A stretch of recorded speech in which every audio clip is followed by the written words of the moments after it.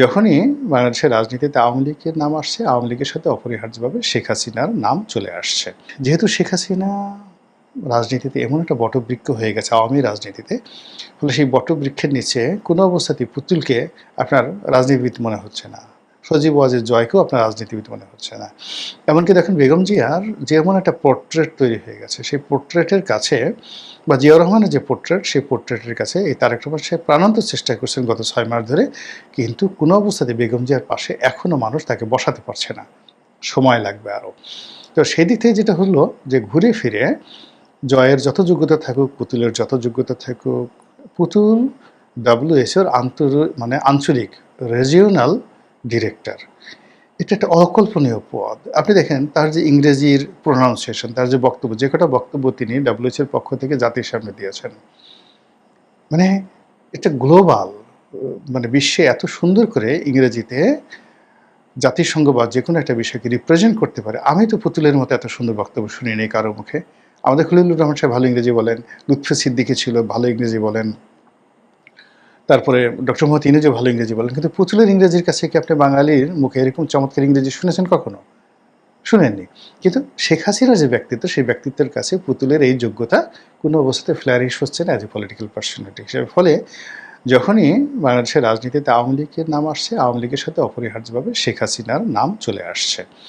তো এই যে শেখ হাসিনার নাম চলে আসার কারণে কি হলো, তাকে নিয়ে আমাদের যত গল্প, যত কবিতা, যত উপন্যাস, যত সাহিত্য, যত ভয়, যত আতঙ্ক, যত নিন্দা, সব কিছু নাটক সিনেমা তাকে নিয়ে হচ্ছে। কেন সে বাংলাদেশে আসতে চাচ্ছে? তার কি লজ্জা শরম নেই? আমরা তাকে ধরবো, হ্যান্ডকাপ পরিয়ে আনবো, তাকে আইনের শাসনে অধীন তাকে বিচার করব। কেউ কেউ বলছে তাকে এয়ারপোর্টে ফাঁসিতে লটকানো হবে, কেউ বলছে তাকে এয়ারপোর্ট থেকে এনে তারপর জেলখানাতে ঢুকিয়ে ফাঁসিতে দেওয়া হবে, কেউ বলছেন তাকে পূর্ণ আইনি নিরাপত্তা দেওয়া হবে, কেউ বলছে দূর দূর রাখো, সে আসবে না। এখন এই যে আমরা তাকে নিয়ে যত আলোচনা করছি, তিনিও তো পলিটিক্যালি ম্যাচিউরড, 1981 সন থেকে তিনি দলটা পরিচালনা করছেন। চিন্তা করেন, 1981 সন থেকে একটা দলের সভানেত্রী।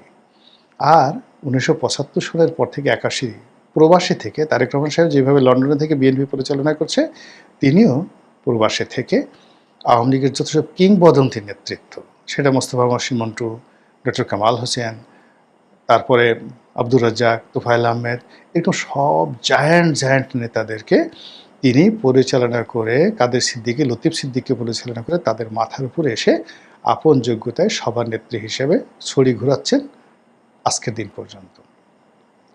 ফলে বাঙালি রাজনীতির আশা কি, আকাঙ্ক্ষা কি, কে কতটুকু লাভ দিতে পারে, কার কতটুকু ক্ষমতা হতে পারে, ওই প্রধানমন্ত্রীর চেয়ারে বসে তারেক রহমান সাহেব তার কী ক্ষতি করতে পারে, বিরোধী দলের চেয়ারে বসে ডক্টর শফিক তাকে কী ক্ষতি করতে পারে, কী উপকার করতে পারে, এটা পুরোটাই তার জানা আছে। আর এই জানা থাকার কারণে কি হচ্ছে, সে ইচ্ছে মতো খেলছে, ট্রাম্প কার্ড খেলছে, সকালে একরকম, বিকেলে একরকম, ইচ্ছে মতো, ছক্কার পরে ছক্কা সে শুধু মেরে যাচ্ছে। আর শেখ হাসিনা সেই ছক্কা এবং পক্কার কবলে পড়ে আমরা ঘুরে ফিরে বারবার শুধু শেখ হাসিনাতে নিমজ্জিত হচ্ছি।